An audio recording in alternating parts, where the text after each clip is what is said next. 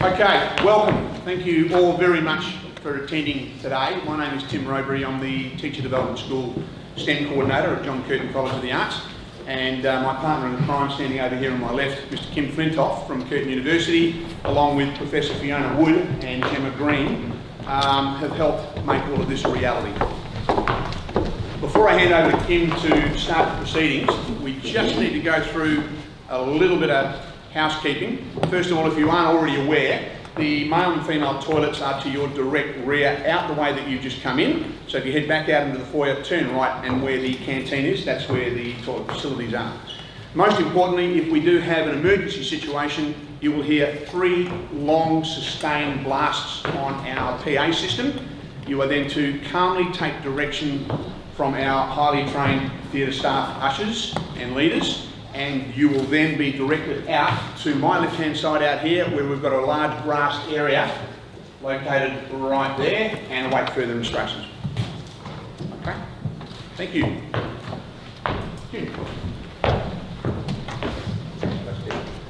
Good morning, everyone, and thank you very much for making your way down this morning. Before we get started, I'd like to acknowledge the traditional custodians of the land on which we meet, the Noongar Whadjuk people, and pay respect to their elders past, present and emerging. And I'd like to also welcome some very special guests that we have here today. So we have Mrs. Lisa O'Malley, the MLA member for Bigton. We have Professor Fiona Wood, she's on her way, who without Fiona, a lot of the work that we're seeing today wouldn't have actually happened. Ms. Denise Sullivan, representing the Department of Health. Mr. Jim Bell, Executive Director for the Department of Education.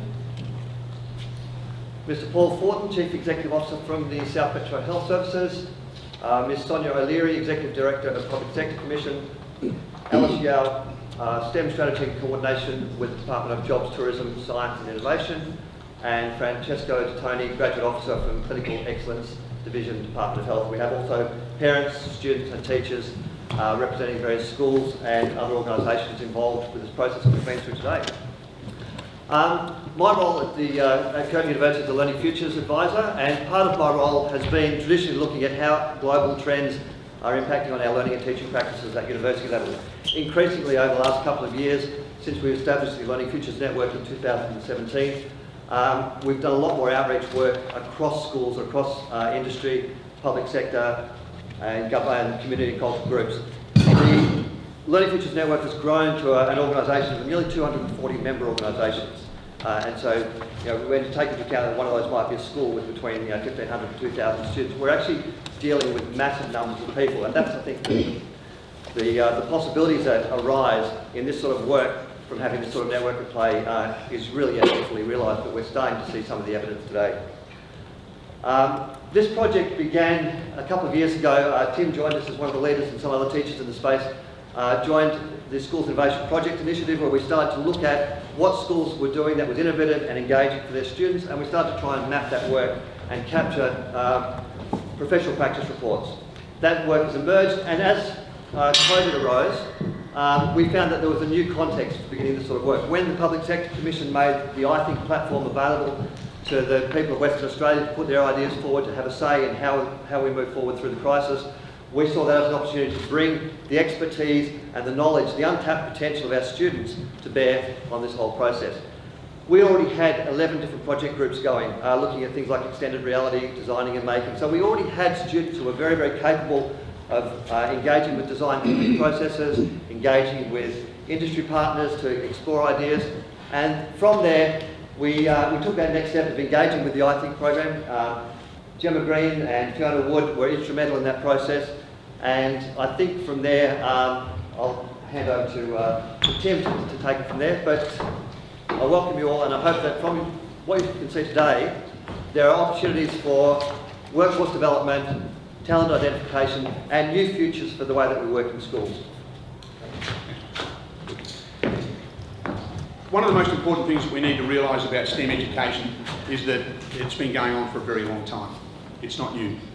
Now, I've got 35 years experience as a military officer. I'm still currently a serving captain in the Australian military in the Royal Australian Engineers. And when we started putting together combat teams to be able to work together to break down barriers to solve complex problems, there's no difference to what we need to do as educators and students in a classroom circumstance. So born today out of all of this negotiation and these partnerships that we've utilised to bring the power of our student voice for you to experience that, it's all about how we could have used and how we could use COVID-19 as a conduit to reconnect with the community. So instead of contriving opportunities in classes to deal with the sorts of curriculum essences that we've been pretty much struggling with at times, trying to make it realistic, we talk about STEM characteristics and principles and common ground, which I don't see a lot of. It gets really confusing for people out there. We don't need specialist buildings. We don't need millions of dollars being forwarded to being able to support this. This is something akin to a pedagogical approach. It's almost a Taoist way of thinking. You can overlay this and integrate it into every single learning area. So hopefully in the next 2 years, we won't see English teachers seeing an email come through with STEM on it and going, press delete. Phys ed teachers, press delete. Music, drama, the arts. Every pillar of our learning community needs the specialist training, but what we need to do is to show where their strengths are within that system. Professor Wood reached out and said, how about I immerse some students into 2 operating theatres at Fiona Stanley Hospital and show the audience what our frontline health workers are having to struggle with. The result of that to 16 students from John Curtin was a closed hub on the iThink platform and a whole series of schools that then independently reviewed that video and saw their own challenges in there, not just the 3 or 4 that Professor Wood identified. What we have now is a selection of 11 design teams that have taken a challenge and in 3 weeks, which included post-examination briefings, a whole stack of assessment that teachers felt that they needed to drive in there as well to try and justify something else and work the kids a little bit harder. Then we had end of semester reporting, and we had all those things that we do as educators that sometimes we probably, if we sat back and was a little bit more strategic about our thinking, we could probably do better. It's not a perfect system. But under all that pressure, these 11 teams managed to get the job done. And some of us have had the privilege to look through their presentations, talk to them this morning, negotiate and assist in that process. And one of the things that stands out to me is the exceptional effort, just that little bit more of an effort that a regional school in WA went to get themselves here. So I'm going to do it again, ladies. Can I have the 3 Champion Bay Year 7 stand up, please?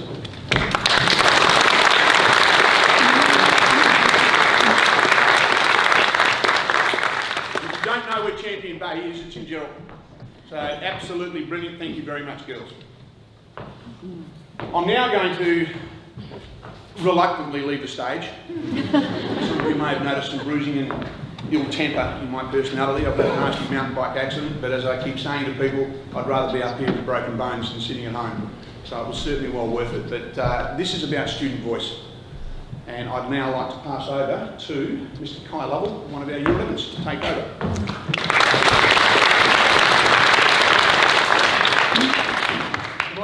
Thank you so much for joining us here today at the Curtin Theatre. Parents, staff, distinguished guests, and of course our students. Very quickly, my name is Kai Lovell. As Mr. Roberry said, I'm a student here at the college, new this year and certainly thrown in the deep end.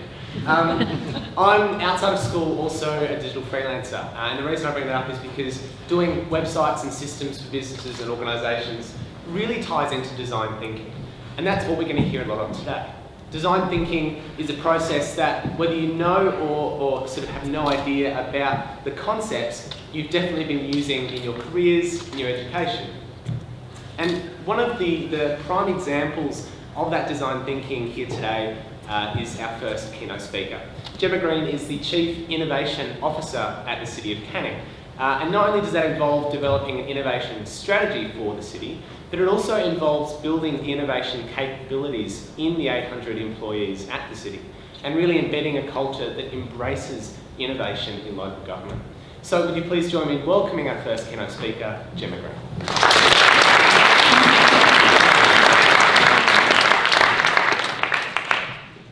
Everything begins with an idea, whether it's the lighting in this room, the chairs that you're sitting on, or the mobile phones in your pocket. They all come from ideas. Now, people have great ideas all the time, They also have some not so great ideas, and maybe sometimes some crazy ideas. But what we know is that all ideas need space to grow. And this is the perfect example of creating a space for student ideas to grow. And what makes this program successful is that we're dealing with real world problems. We're embracing the creativity of the students, and we're providing a support network to help those ideas to grow. So back in March, when we first started to feel the impacts of COVID, the Public Sector Commission actually embraced an idea, and that was to turn their government-facing platform, iThink, into a community-facing platform. Now, this gave the opportunity for WA citizens to actually put their ideas forward to help us solve problems around COVID. So we asked for ideas around how to stay well, how to bring supplies and supplies in, especially around PPE and the medical requirements we needed at the time, and also think about the vulnerable community members. So at this time, Fiona and myself, and also Jatina Ricca from RAC joined us, and we created a unique kind of WA Innovation Hub. This hub is built purely on in-kind support from organisations in WA. We've had some fantastic organisations such as RAC, HBF, Western Power, South Metropolitan Health Services, all joining in and contributing to help us to actually evaluate those ideas. We have a volunteer advisory board that meets every week, and we evaluated around 145 ideas that came through the platform. Now there's a lot more ideas on there, and there's been some other fantastic work being done by other government departments as well in this space. So with those 145 ideas, we went down a number of rabbit holes to try and see, what was in there, or is there something we could bring out? And we ended up with a number of projects. So we've had fun. We've been experimenting with drones around sanitisation of community playgrounds. We've been able to bring around 200 people from all different areas and backgrounds to look at e-health and how we can reimagine the outpatient care experience. And we've also managed to bring together a task force of scientists and research to start looking at smart chemistry solutions. But one of my favourite ideas that came through was the STEM4Innovation one.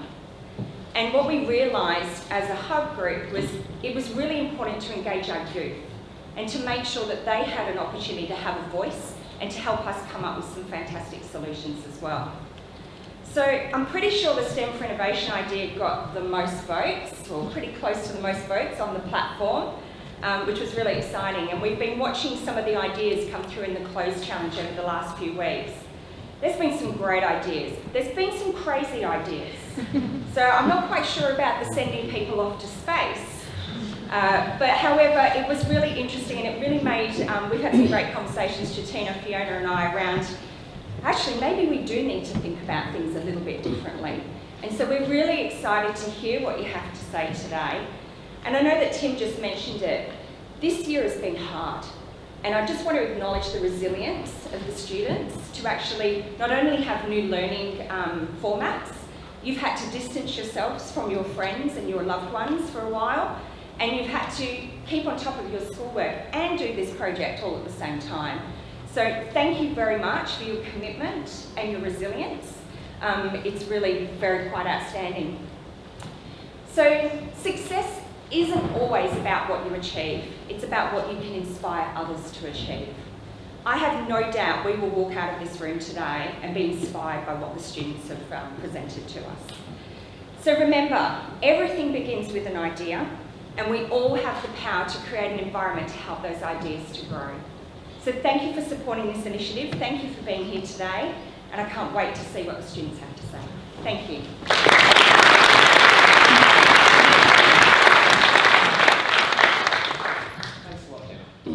So I'm really excited to introduce our first group of students today. Girls, if you'd like to come up. Now these girls are from Champion Bay Senior High School, so we really appreciate you being here. These students, and indeed the rest of the 10 groups this morning and this afternoon, will take us from the Curtin Theatre here today to the Operator Theatre. We're going to hear from some real first-hand experiences from Fiona Wood, how these students have taken that into the classroom and into these projects. So we're really excited to have these girls here today. They're just going to get mic'd up, but take it away.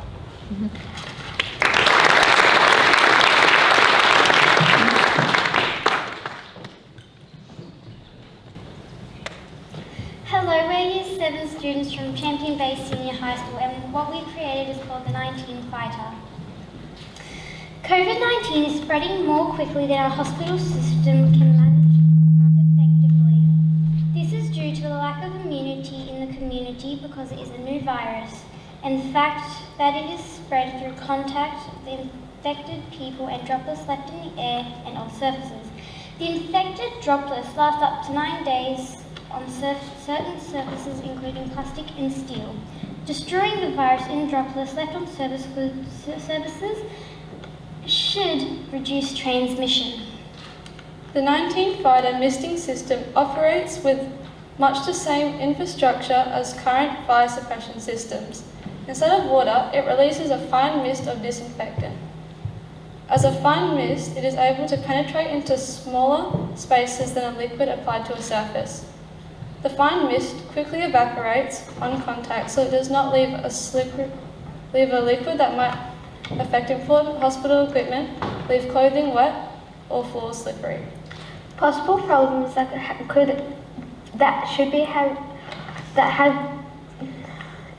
have be addressed include the corrosive and flammable nature of antiseptics. They would have to be quite concentrated to be effective, and the possibility of irritating open wounds. We would like to thank the following people for the assistance with our concept and its development. Miss Roberts, our science teacher. Mrs. Alford, our parent supporter. Miss Cotterill, our library officer. Miss Campbell, our principal. And other parent helpers. Thank you.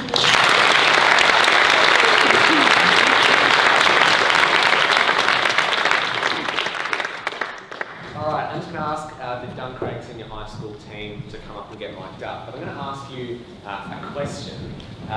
You're Year 7 students. I remember back in Year 7, I was struggling to follow it together with the homework I was being given. How did you find this in your first year of high school, this added sort of project? What was that experience like? It was very rushed. Yeah?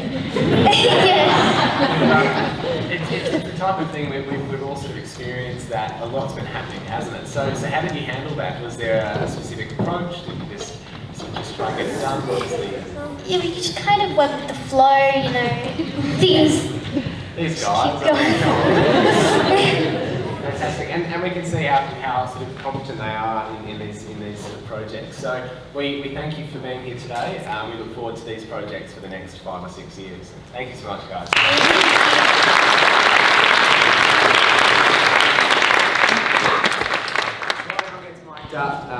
Up next is our Duncraig Senior High School team. They've come up with another solution to a problem that was sort of posed. And what was really interesting as well about the sort of Fiona Wood tour is that it was done live streamed. So they were able to ask questions and to engage with her while she was taking them through the hospital, which in itself is a really interesting experience to be a part of. So we're really excited to have the Duncraig Senior High School team presenting their solution today. Please make it good work.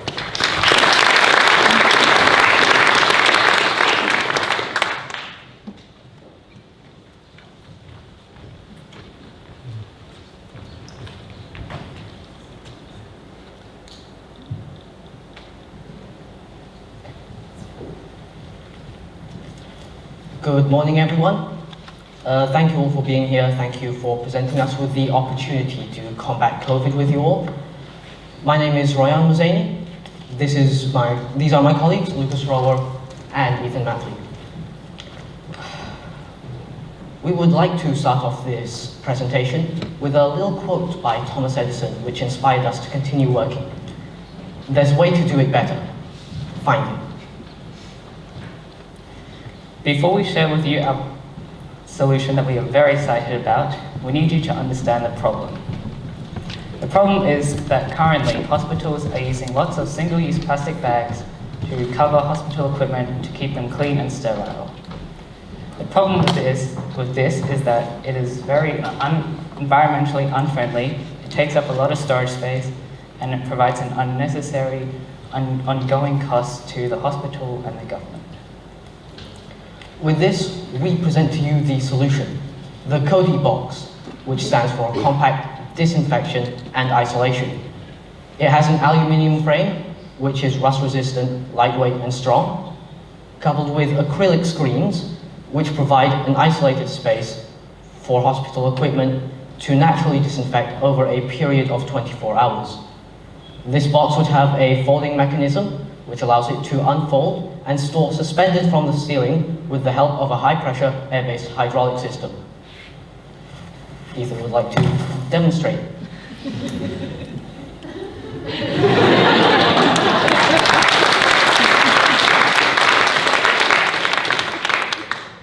Of course, these boxes can be adapted to many different scenarios. You can order different sizes to cover different equipment, such as equipment trolleys in storage rooms, or even operating theatres with beds and all the equipment and computers.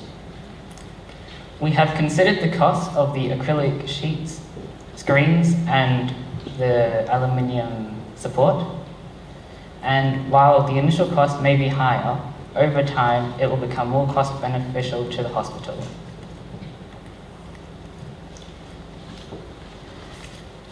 Why choose the Cody box? The Cody box is perfect for use in hospitals because it is sustainable, safe for use, scalable to fit any room size, time efficient, and safety training will be provided to staff to ensure safe use. And we would like to thank you for this opportunity to present our solutions. And if you have any comments, questions or feedback, feel free to ask them or come and meet us at the meet and greet.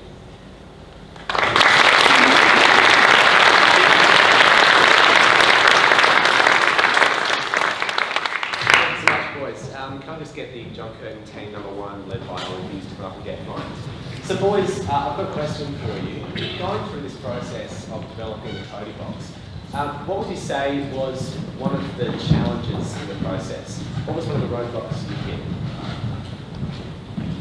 I think it would be to create something that it's able to cover equipment, it's reusable, but also to have compact storage, which it isn't present when you're storing a lot of plastic in one room. So the storage mechanism, the folding, that was probably one of the longer things we thought of developing. Right, thanks to these guys again.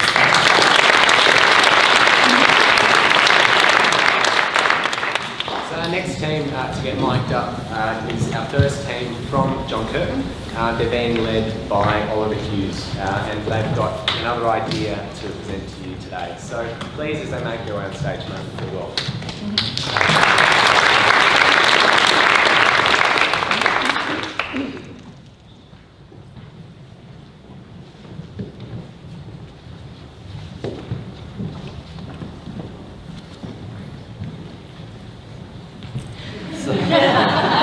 Hello everyone.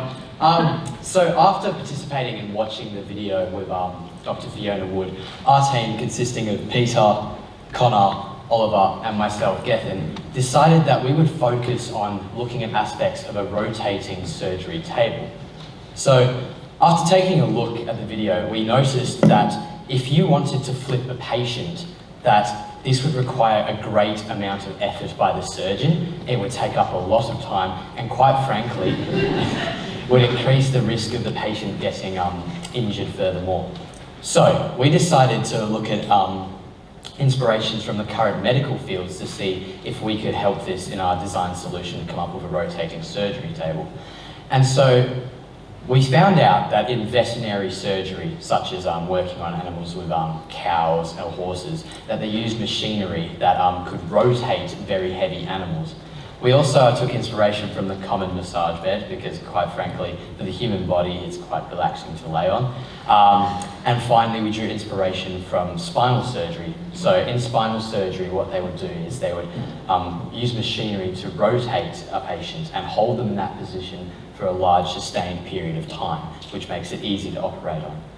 After looking at all of these and combining them, we realised that it had very beneficial elements that we could use in our final solution to this table. So our first design drew strongly from the Leonardo da Vinci's Vitruvian Man drawing. However, the problem with actually rotating the patient made us realise that this solution wasn't feasible. So we came to the solution we have today. This is a versatile and modifiable bed that it easily rotates patients through the use of rotors on two ends of the bed. The bed itself is one half of the shell. Another half is able to be placed on the patient and lock, securing them into position. They are then able to be easily flipped. And after that, all you have to do is push the rotors to the side of the rooms and take the other half of the shell off, and the patient will be face down. During our research, we encountered a problem with intubation. Being unable to find a solution ourselves, we contacted Professor Wood and asked how they actually flip a patient currently that is intubated.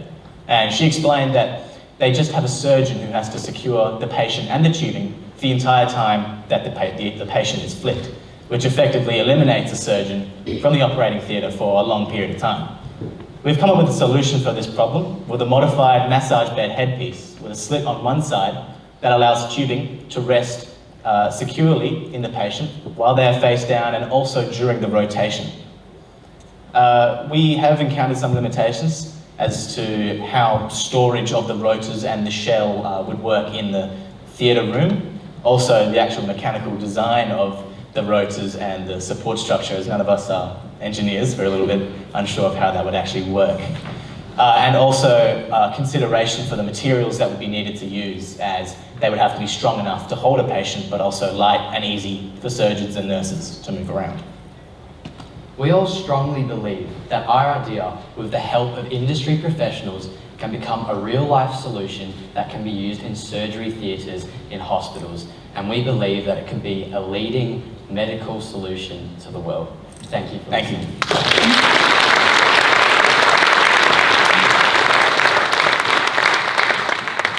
Thank you, boys. I've got a question, firstly, about the massage table and also the animal application of this technology. What was that discovery like? How did you sort of realise that this was being applied to other areas? Well, my brother is a masseuse, so we have a massage bed at home, and I've had a few practice ones for him, and it's very comfortable. So, and also the tubing, we thought because it has that face part, you'd be able to comfortably lie down, and tubing would be able to be secured in there. So, yeah, fantastic. And secondly, what was it like being able to just casually reach out to one of Australia's best surgeons to ask a question? What was that like in this process? Yeah, that was pretty cool. You know, usually you would have no idea of how to do that at all, but given this opportunity, it was a great way to actually talk to someone who's a leading, person in that field. Yeah, so that was pretty cool. Yeah, fantastic. We appreciate the boys being here.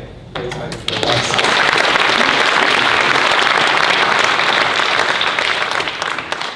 Our next group, the girls from St Norbert, this is their first team, and their concept is called the bed bubble.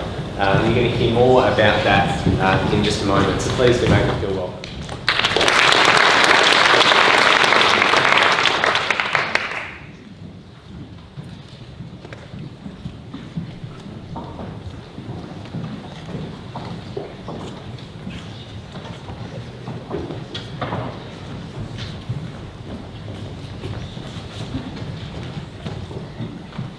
Good morning, esteemed guests, fellow students and teachers. Today, my team from St Norbert College, the Cannons Clinical Innovators, which consists of myself, Kira and Isabella, will be sharing our innovation and solution to aerosol contamination within hospitals. Our innovation is named the bed bubble, and we have been able to nurture our idea with the ongoing support of our teachers, Ms. Gustafsson and Mr. Openshaw. We accepted the challenge posed by Professor Fiona Wood in the initial immersion based on the lack of suitable equipment capable of minimising the spread of contaminated aerosols in clinical settings. The negative effects of aerosols and viral contamination has become a major rising issue in the hospitals around the world. We commenced researching existing aerosol contaminant strategies to identify the areas to focus on. The possible innovative designs we brainstormed during this process was by reducing surface area of contaminated surgical rooms or coating the equipment with an antibacterial film. However, we considered the factors of accessibility, cost, and effectiveness to find the best fit for this solution. After this process, we came to the conclusion that the most effective way of preventing aerosol contamination in operating theatres would be encase the operating table with a containment system to minimise the spread of aerosols within the setting. Our solution is the bed bubble, an adaptive inflatable aerosol containment system with an inbuilt particulate filter. Our innovation will minimise not only the transference of aerosols, but will reduce the amount of cross-contamination within a hospital. This innovation was formed by drawing inspiration from several existing concepts and technologies, such as an incubator for premature babies or an inflatable bubble, as well as heating pumps that are already in use in hospitals across the world. The bed bubble has many beneficial features, such as the inclusion of several access points for surgical intervention, as well as the implementation of an adapted version of a forced heated air pump that would allow particulate matter to be filtered before being released into the surrounding environment. This product is single-use, simple to dispose of, and allows for minimal contact between a patient and a health worker. It aids in reducing lengthy post-operative cleaning processes due to the containment of aerosols that are generated not only during surgery, but from the infected patient. This innovation could be proven useful in an array of clinical settings, as it aids in the thermoregulation of patients undergoing procedures, which could be proven useful for the treatment of burn patients, as well as being useful in the isolation of patients or the protection of immunocompromised patients. This innovation could also be proven useful in numerous clinical settings outside of the standard hospital, such as in field hospitals, conflict situations, or within a pandemic outbreak like the one we are experiencing today. The bed bubble works towards maintaining a cleaner work environment by limiting the spread of aerosols, but also works to minimise and prevent contamination by reducing physical contact, being single-use, easy to dispose of, as well as versatile. Thank you so much for listening to our solution. We hope you found it interesting, and we're so grateful to be able to have this opportunity and come here today.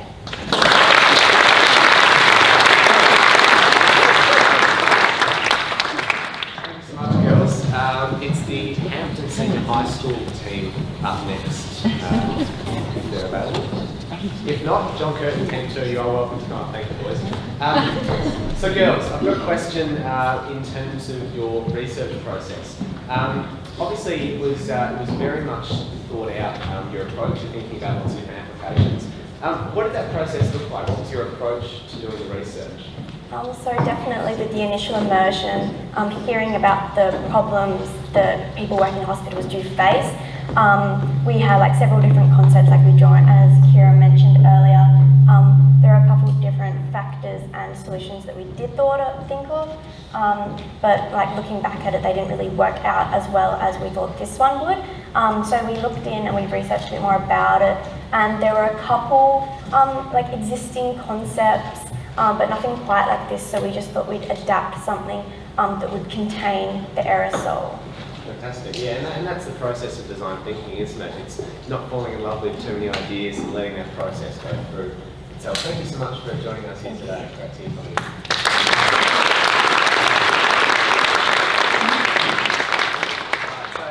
Hampton Senior High School is here, and they've got a really interesting solution by the name of AI camera systems. So looking forward to hear more about that while they're getting mic'd up. I just wanted to say it is wonderful to be able to meet again.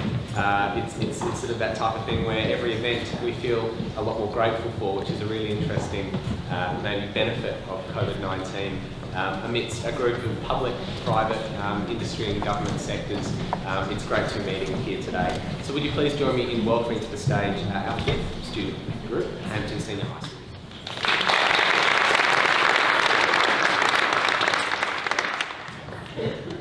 Hello, I'm Isabella from Hampton Senior High School, and this is my idea.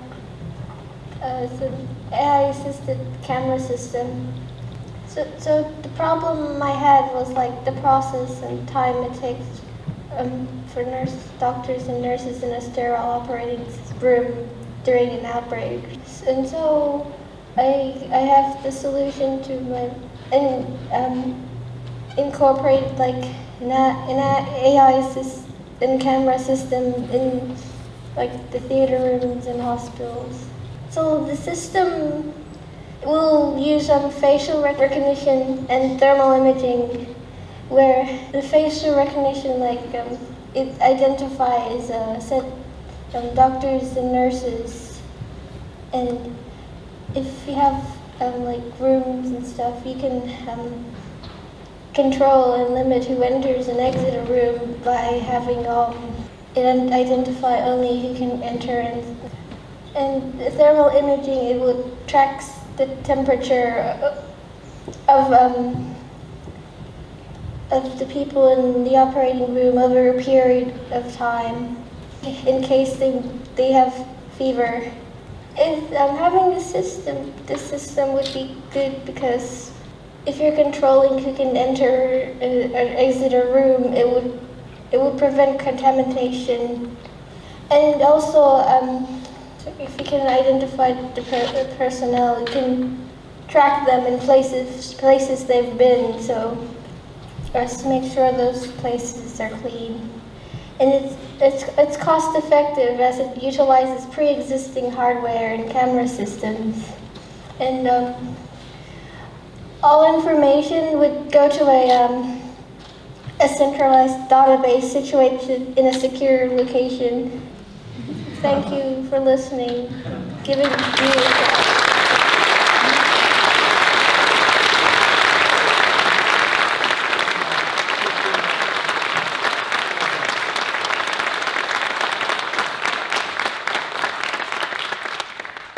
Such a great thing to do. Thank you so much, Isabella. And STEM is all about that idea, and that was really great.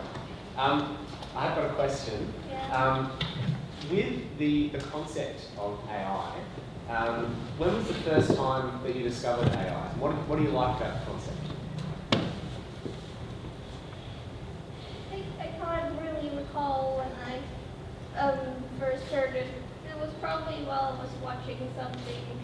And it just stood out to you as a really cool idea. I think you need to give your computing teacher a plug.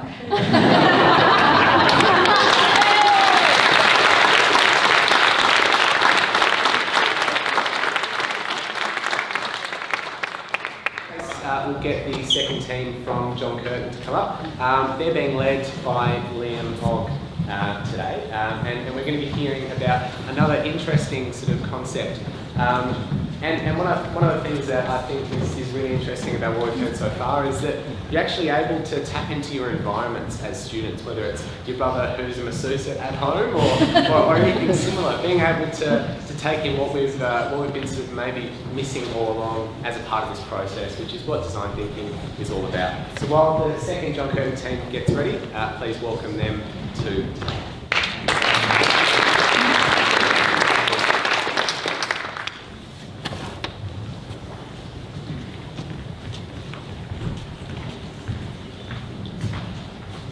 Hello everyone, I'm Liam and this is Alex and Tom, and today we'll be presenting our STEM4Innovation idea.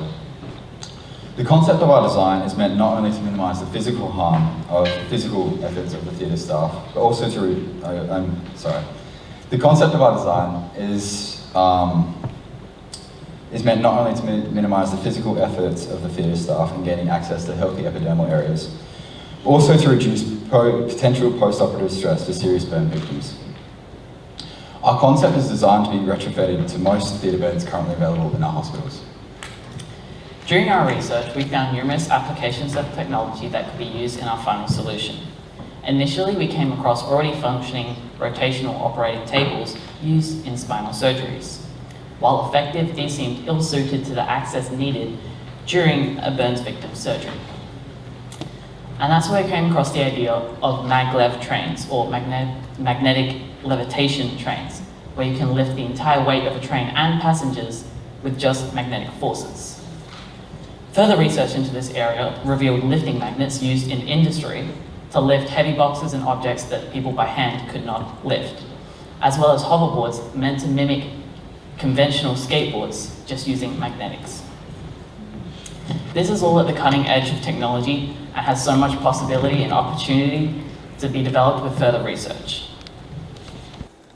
This is what gave us the spark of our idea, to apply that levitational aspect to patients mid-surgery to be able to rotate them with less effort by surgeons and nurses. From our ideation phase, we honed down on one possible solution for the mag-assisted rotation bed. This concept works by utilising the attractive forces of magnetic fields interacting with permanent magnet straps strategically placed around the patient pre-surgery. Our concept, based on principles of electromagnetism, would assist the operating team in rotating a patient into any plane from the theatre bed and help to avoid any lifting contact which could compromise good surgical outcomes. The design incorporates adjustable semicircular rings that can be moved along the length of the bed as well as easily removed, allowing for better and less traumatic access to the patient's full body. These semicircular structures house electromagnets that can be controlled to move within the circumference of the structures via a joystick. When the electromagnet system is activated, the magnetic fields interact with magnet straps that encircle the patient, allowing effortless rotation by the operating team. We have identified a list of limitations that could arise with the magbed, such as interactions with patients with metal plates or screws, pacemakers, fixed piercings, as well as surgery equipment and other critical electrical equipment. We do feel, however, during the design stage, many of these issues can be mitigated. Currently, machinery used in the operating theatres, such as MRIs, use strong, powerful magnets to produce strong and controllable magnetic fields. We believe that similar protocols could also be used to this sort of application and hopefully address conflicts with pacemakers, piercings, metal plates and screws. And just as magnetics have been the key to revolutionize high-speed transport, our magbed technology can make quantum improvements in burn patient handling, assisting Professor Wood and her global colleagues in improved burn therapy and recovery. We thank you for your attention and consideration in this groundbreaking concept.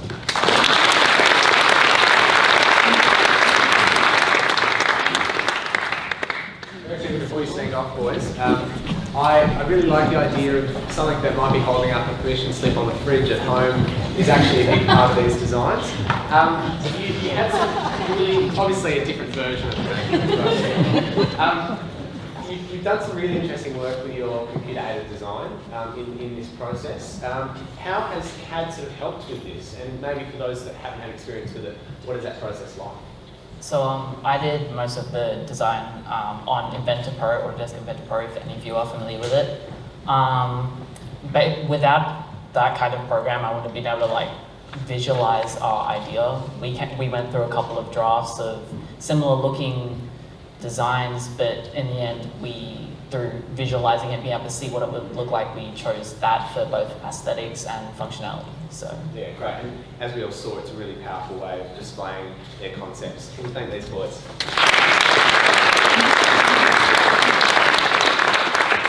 Alright, so we are going to hear from Isabella and her teacher, Miss Trinky, from Hampton Senior High School. They're going to stay backstage, but we're going to be able to see their presentation, so please make them feel welcome.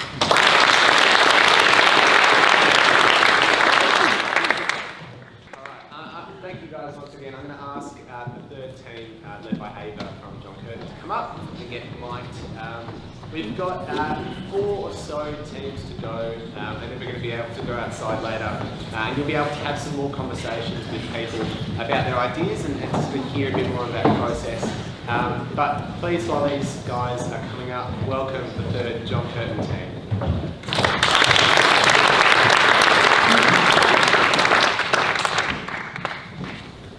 There's also the issue of accessing the technique, and maybe what we should be thinking about is using voice recognition, not keyboards, for example.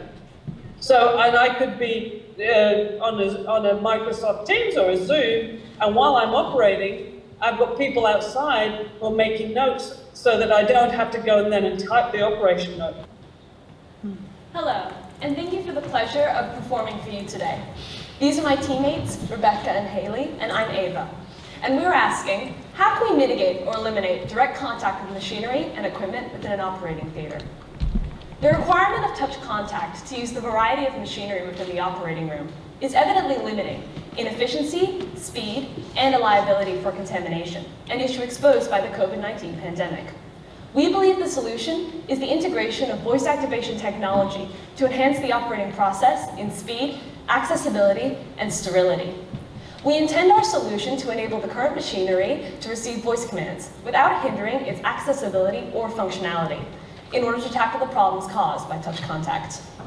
Voice activation in the surgical field has been of long-term interest. In 1999, a fully voice-activated surgical suite was developed, using techniques that could be incorporated into our solution. More recently, a 2015 collaboration between Microsoft and leading universities developed and trialed a voice and gesture controlled system that surgeons found to be of circumstantial benefit in cardiothoracic surgery. In practical use today, doctors are using voice activation technology such as Google Glass and Apple Siri for such tasks as recording, taking notes, and using cameras.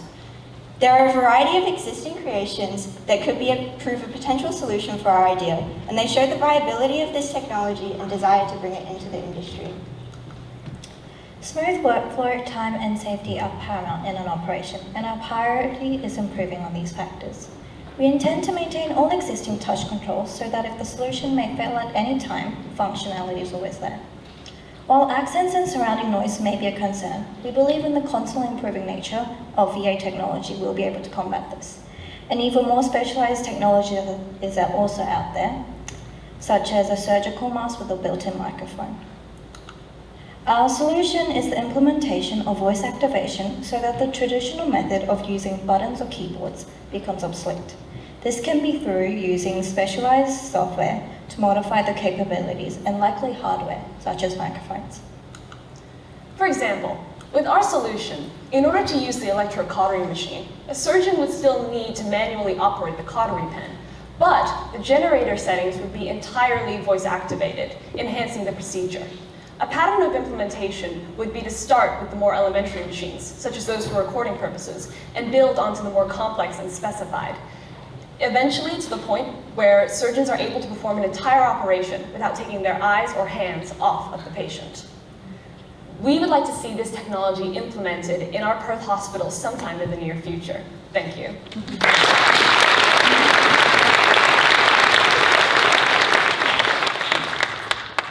Might have to watch out with these guys. I've got a very quick question, and I know that you have sort of mentioned right at the start, you had a video of Fiona sharing part of this issue. How important was empathy in this process? You mean understanding how the problem is in the... Yeah. I mean, empathy is a crucial stage in designing anything, but here it's, I feel, particularly relevant. I mean, operations are such a sensitive and important part of medicine that there's not really, not only is there not an opportunity for failure, but there's always opportunity for growth. And understanding the issues that we could tackle and improve upon were paramount to our project. Fantastic, what a great answer. I'm just going to ask the girls from St. Norbert's College to come and get mics. But stick around, just one last question. What did you get out of this process, this project most? What do you enjoy most about it? I think learning about how the operating theatre actually works and figuring out that people, doctors have been using voice activation technology for such a long time, and there have been trials about it before, but then once they figure out that it's really good and that they should use it, they kind of just stop, whereas we want it to keep going, to keep growing, and be able to be used every day. And also talking to Dr. Fiona Wood. Yes, yeah. and it's exactly right, beyond that sort of novelty of this concept, actually bringing the real sort of power of it into the operating theatre. Thank you so much, girls.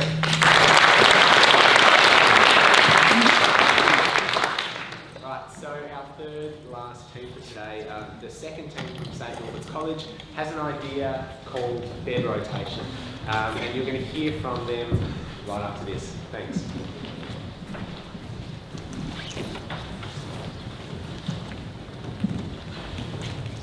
Good morning, staff and students. Today, myself and Lexi Sadi, my friend here, will be presenting our idea, the Age and Now rotating system.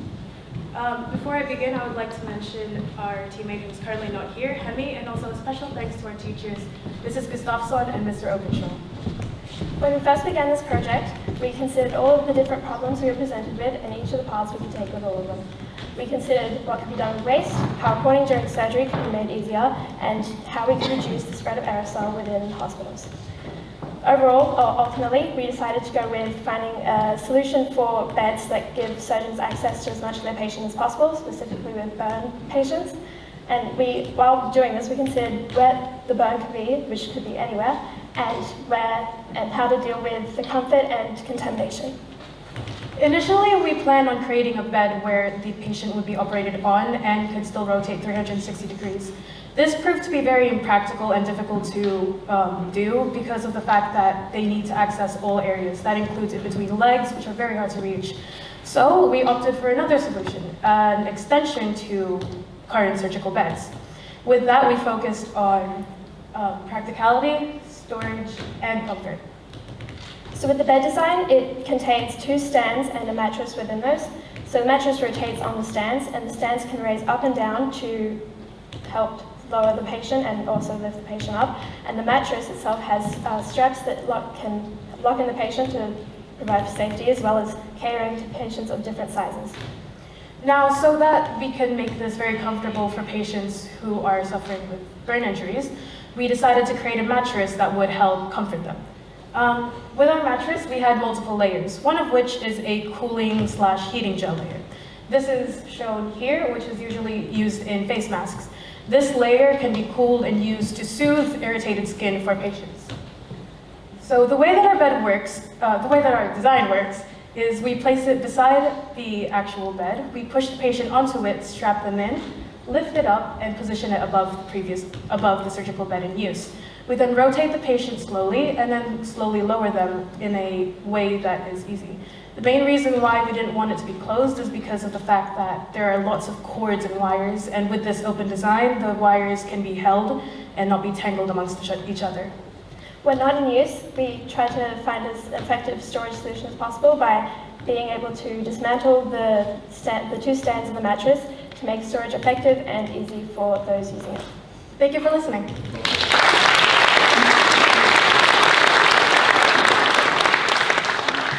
Thank you so much, girls. I think the visuals in particular helped with that clarity, so thank you so much for that. My question to you is, in this process, was design thinking a process that you're familiar with before this project? So when we began it, we had a chance with our entire class to kind of talk to each other, bounce ideas off each other, kind of collaborate and see what we could do with the ideas that we all had. So I think that part was really helpful. We didn't really have an experience in designing things before, but yeah, it was a really fun process anyway. It was very weird because a lot of us had the same ideas of sandwiching people just to make sure that, they don't hurt themselves. So we were trying to think outside the box per se, but ended up just creating this thing, which is still good, so of course. I've got a second question for you. Can the girls from Inaugural College just come up and get mic'd? When you were going through this process, what was the challenge? What was the one thing that you went, this is really simplistic? The making of the actual bed design, because I was overcomplicating myself and thinking about how to access all areas, so in between legs, which I said before, and then I sort of just gave up on that and said, well, they have surgical beds for that, so let's just add something to it. Yeah, right, can you thank these girls for saying more?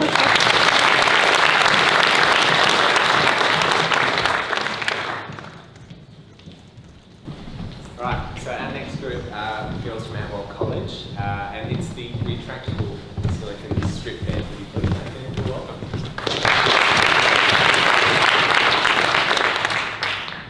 Hi, our names are Caitlin and Neve, and we're from Inaugural College. Our solution is to design a table that would allow surgeons to work more safely and effectively with burns patients to allow ready access to all sides of the body during surgery. Burns are damage to the skin or deep tissue caused by exposure to extreme temperatures. The degree of severity is based on the size and depth of the burn. As shown in this image, if burns reach the dermis, then they will require surgery. Through multiple resources, we have found that just over 50% of the body can be accessed at any one time during the current operation method. Our solution increases this figure by at least 25%, as well as allows nearly 100% access to areas that are most dangerous to be burnt. It also provides easier access to places that are commonly used for skin grafts. Our solution does not gain full access to the body at any one time, but this is not viable as the patient needs to be fully supported. The safety of the injured is the highest priority, and we believe that our solution is the one that will ensure they are secure and have minimal discomfort while being treated. When creating our solution, the important subjects to consider were pressure on the burns, material in contact with the burns, cost, and the safety of the patient. To reduce the pressure on the burns, there will be minimal human contact with the area, as the surgeon does not need to rotate the patient as they are raised automatically. The use of silicone means that the pressure on soft tissue is relieved and there's no metal in contact with the body. Our solution also caters for all body types and physical variations. Our solution involves the patient being raised by a mechanism to allow increased access to their body. They are placed on this mechanism, which consists of movable strips of silicone attached to a grade 304 stainless steel frame. The frame is suspended by a galvanised steel cable, which is attached to the ceiling. The cables are connected to a gear, which allows them to be shortened through remote control, which raises the patient to allow access to the underside of the body. The cables can also be shortened individually, allowing the patient to be slightly rotated. However, the rotation must not exceed 30 degrees at this stage to ensure the safety of the patient. We chose a silicone material because it can withstand temperatures from -50 to 230 degrees Celsius. It is non-porous, therefore will not absorb any bodily fluid from the burn, and it is relatively easy to clean. Antimicrobial silicone also has antibacterial properties and is very strong, as it has a tensile strength of 5 megapascal units. This means that it can support approximately 51 kilograms per centimetre squared. The frame is made of medical grade 304 stainless steel, as it is lightweight, strong, relatively cheap, highly resistant to corrosion, and does not react chemically to sanitisation. When designing our solution, we went through many ideas before arriving at our own. We discovered these ideas after doing some research, cost-benefit analysis, and collaboration with medical professionals. Once identifying our solution as the one we wanted to use, we've been in a constant state of upgrading and re-evaluating our solution to get the point that we're at now. We believe our solution is the most viable, and we have considered safety, effectiveness, and cost. With some further research and prototyping, we believe that this solution could be implemented in hospitals worldwide and to treat severely burned patients. Thank you. Thank you.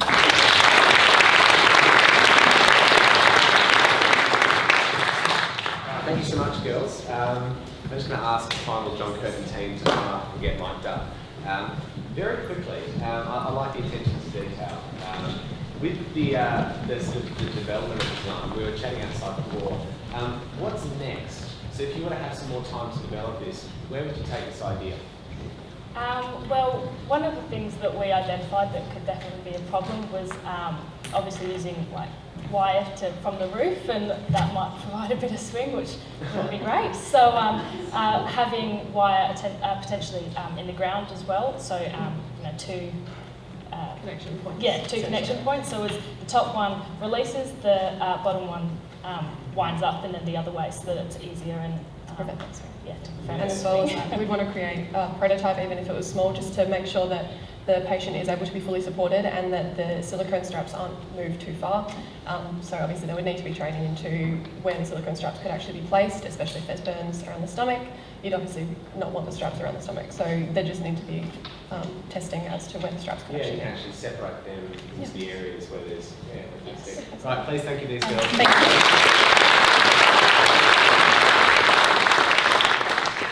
A lot of consideration to that design. So, up next is our final team and our final John Curtin team as well. They're going to be led by Harry Cassidy. This one's got some really nice CAD in it, I've seen it. So would you please welcome the final team for today's student presentations, John Curtin's fourth team. Hello, my name is Max, and I'm joined by Rashika, Harry, and Tom to present our concept solution for our patient rotation assistance table. The problem proposed to us by Professor Wood was that her and her colleagues were finding current methods of operating and flipping a burns patient time-consuming and challenging, especially when the patient was overweight or obese. We began researching the issue, taking into account who we needed to cater for and the priorities within an operating theatre. Our main priorities were patient safety, user safety, reducing labour intensity, and decreasing operating time. We further investigated what technologies exist in real life, what parts of the body needed to be supported, and what materials the table could be built out of. We came to the decision that stainless steel would be the most appropriate material for our table, as it is tough and can undergo the rigorous cleaning which is required in an operating theatre, and is also sturdy and durable, which will be needed to ensure patient safety. To provide a surface material that will avoid excessive pressure upon the patient when rotating, but also safely secure them, we use custom polyurethane cushions. This material is often used in memory foam mattresses, and we found that it both secures and cushions the patient when rotating, and can be accompanied by a sterile fabric fitted cover. We came to the conclusion that although there is existing technology in use, such as the Jackson table and Promrix operating table, neither design fit our criteria, with the Jackson table being time-consuming and difficult to use, and the Promrix operating table providing limited assistance with the rotation of the patient. The solution we have devised consists of two main parts, the structure and the beds. The premise is simple. The device is placed adjacent to the operating table and the patient is slid onto the first bed. From here, polyurethane padding is placed onto them and the second bed is lowered to sandwich them. This is adjustable to cater for a large range of body sizes. After this bed is secured with our easy-to-use pins, the rotation is unlocked and the patient is flipped. The first bed can then be removed and the patient slid back onto the operating table. Although this design does have some limitations, such as the fact it may prove difficult to keep breathing assistance devices attached to the patient when rotating them, we believe it definitely can still assist with the process of rotating patients, especially those with weight issues that may otherwise prove challenging. To get to this solution, we created multiple iterations of a virtual 3D model using Inventor Professional. Once we completed a model, we would run stress and force simulations to ensure it could hold a patient of anything from 50 to 400 kilograms. This has led to our final design, which you see before you. Our solution for the problem proposed to us by Professor Wood, the Patient Rotation Assistance Table. Thank you very much for listening.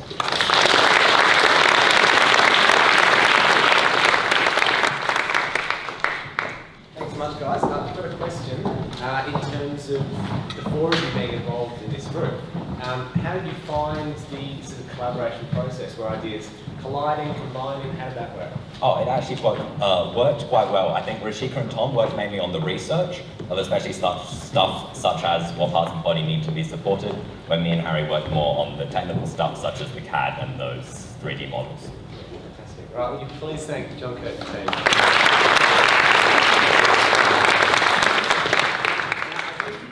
Misspeak just before because we actually got one last team. Reason being, one of the students had a PDA driving test this morning, of course. Very, very important. So we're just going to hear from them now. Did we pass? Yes, we passed!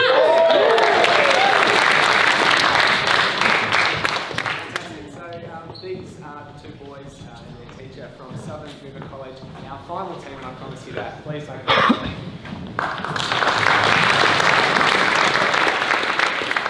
I'm just here for PA support. I don't need Mikey. Hello, we're Pressurized Sterilisation Solutions. This is Matthew over there, Mrs. Cunningham, the legend herself, and I'm Deacon. We're both students for Southern River College, not her. She's a teacher. We set out to try and help deal with serious airborne contaminants literally plaguing West Australian hospitals in the recent COVID crisis. Our idea is a two-part solution, upgrading current hospital equipment protection and using autoclaves to clean this recyclable coating. The first part uses specifically molded plastic covers made from non-toxic plastic covers, such as polypropylene. The idea is somewhat like the cameras up here. See, this one is in a sandwich bag, which is much like how we currently protect hospital equipment. But our idea is like this one.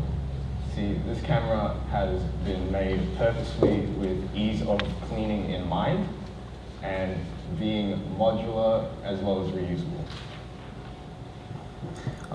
Although instead of building hospital equipment with plastic and just remaking everything, we keep the current equipment and manufacture plastic molds to go over it that we can just like modular construction, allowing us to reuse and recycle the molds. We do this through a chemical-free cleaning process using autoclaves, a piece of cleaning equipment already in use in hospitals for cleaning like tubular stuff. We remove the covers from the equipment and replace them with new ones, then clean the old ones in the autoclaves on site, then replace the replacements with the old ones, and the cycle just continues like that. The reason we think this is a good idea is not only is it effective as there would be a minimal amount of time for the airborne contaminants to attach themselves to the now exposed equipment, we're also helping the environment as we're no longer throwing out these plastic covers, and there's not very much damage in the cleaning process as autoclaves use little to no chemicals as they're only pressuring the water and steam cleaning the covers. This has been our two-part idea from Pressurized Sterilisation Solutions. Thank you all for listening intently, and we want to thank the STEM4Innovation program for allowing us to come here, and as well for the John Curtin College for hosting this event. Have a good one.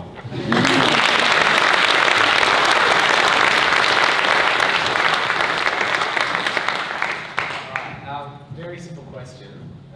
What do you enjoy most about this project? Spending time with me. Yeah, obviously. Because we took it very seriously, but we were allowed to run free with our ideas. For instance, the main idea was Tupperware at first, because you could just like clean Tupperware and reuse it. So now we're going to have Tupperware parties for hospitals. What a great solution. You thank the boys.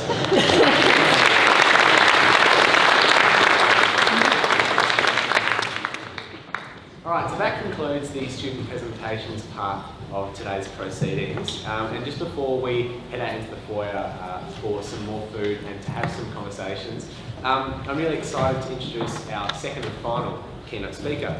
Her career spans surgery, research and indeed innovation. She's made contributions to medical science including spray-on skin and also her Barley Volumes crisis response support. She's a recipient of the member of Order of Australia. She's a multi-time recipient of the West Australian and Australian of the Year awards, and most certainly, as we've heard today, a key role model for some of these students that are looking to get into medicine. Would you please welcome Professor Fiona Wood.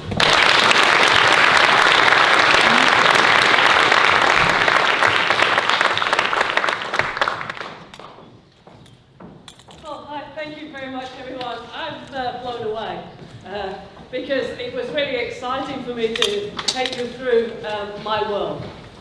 And as I'm sitting here and I'm looking at you, you know, even though I'm the wrong side of 60, I remember when I was your age.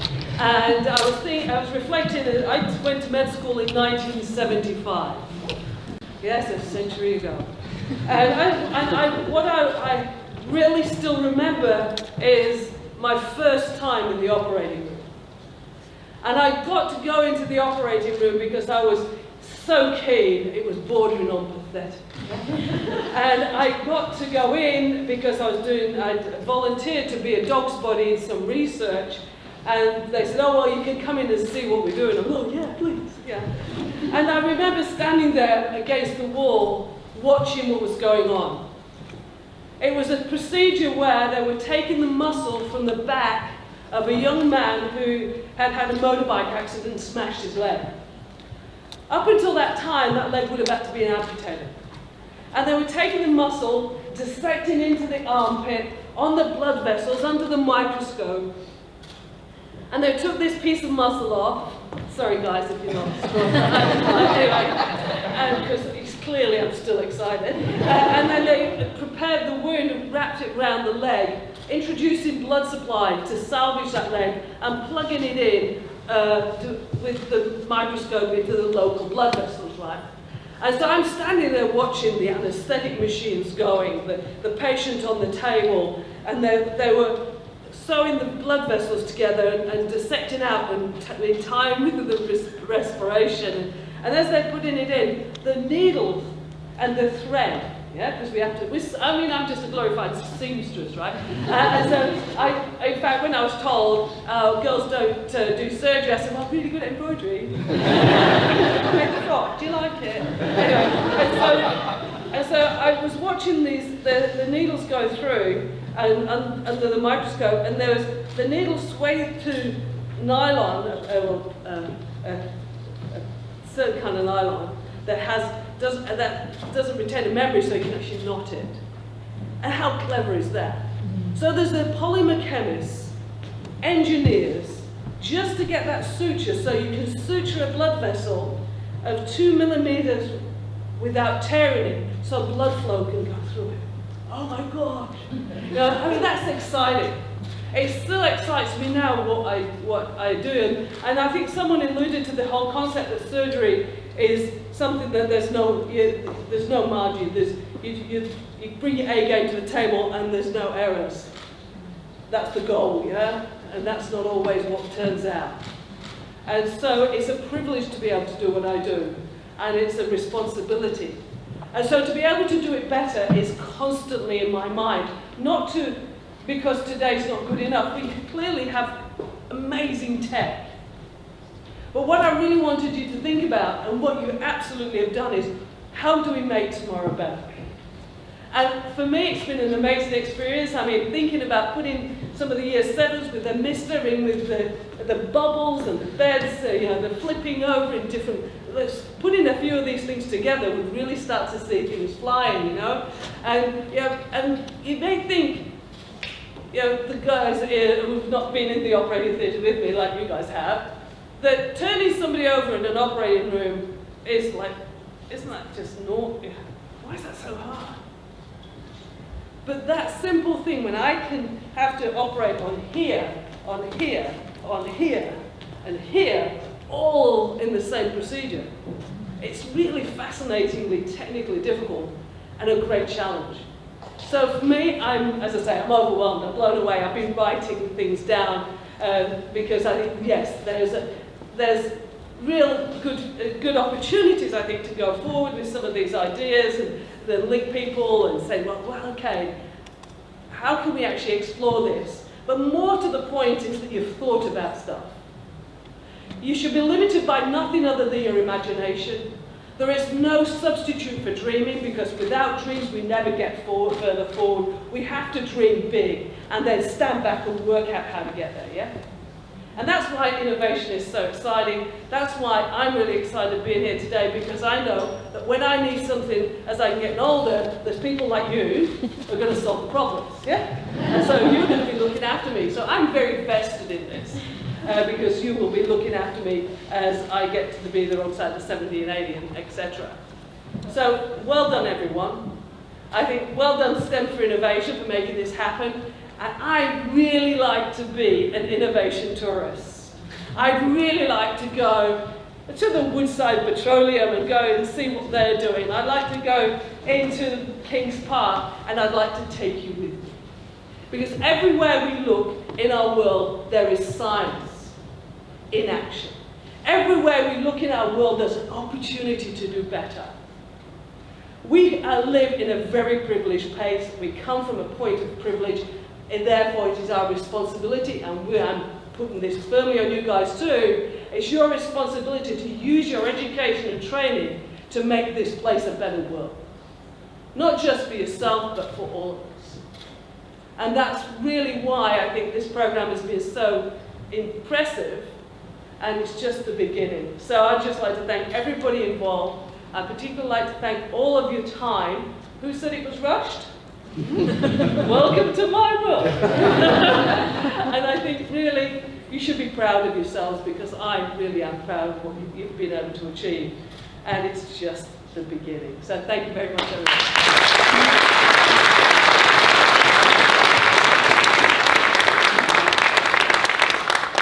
All right, well that concludes most of the formalities for today. I'd like to thank Professor Fiona Wood once again for joining us today.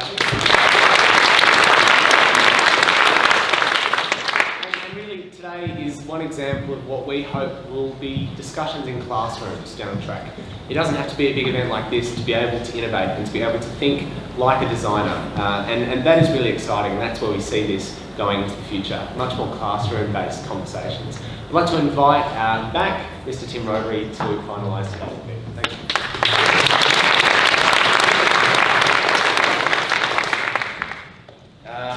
You can't follow those people anywhere, so this is going to be a real anti-climax, but you need to put your hands together for a dynamic humorist and a wonderful.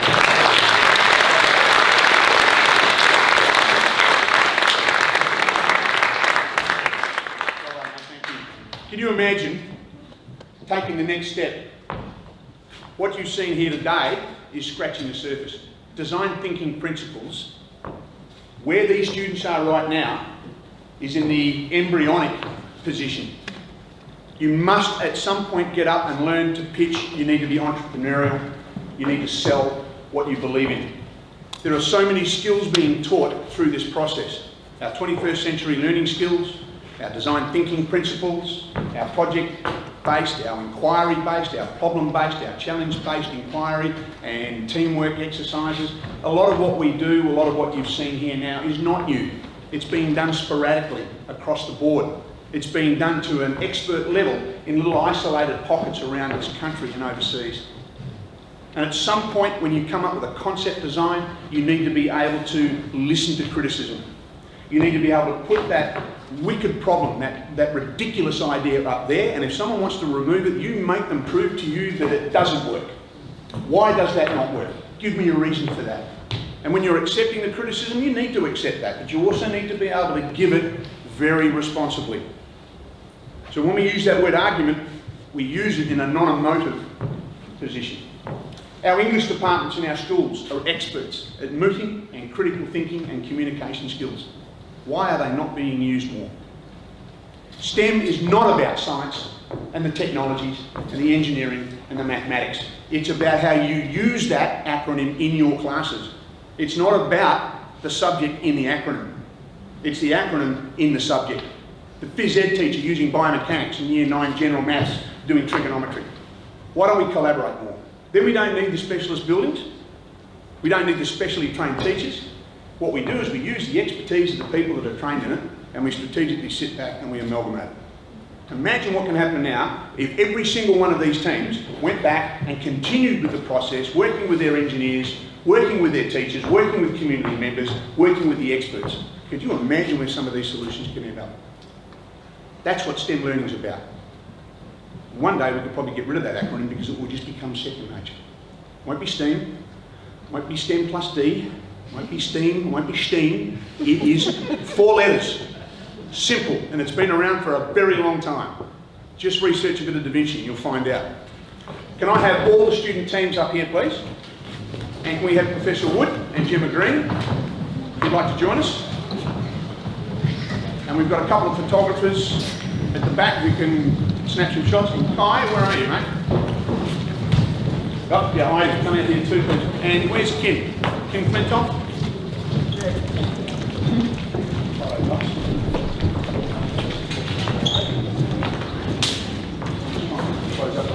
Well done, young lady.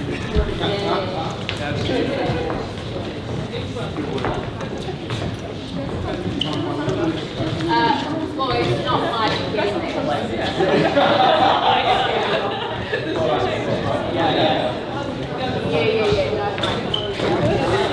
Okay, this is the first pilot and iteration of what we can achieve. In 3 weeks, under an enormous amount of strain and pressure, students and educators around the state got together and had a crack. They had the courage to submit their ideas. Not all of them got through. We were very careful about the selection process here, but what you've seen here is exactly what we need to see. We don't need to see the very, very best students in the school. We need to see STEM applied to every single child in every educational facility. That's who it matters to. Gifted and talented education applies to the same. It's not just for the elite. We give that little secret to every student and we platform from that. It's amazing what we can achieve.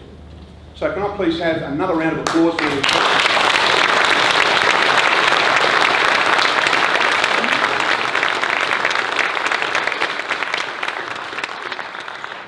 And if there's nothing further to be added, I would love to see as many of you outside having a further chat with the students before you leave. So thank you for coming. Well done.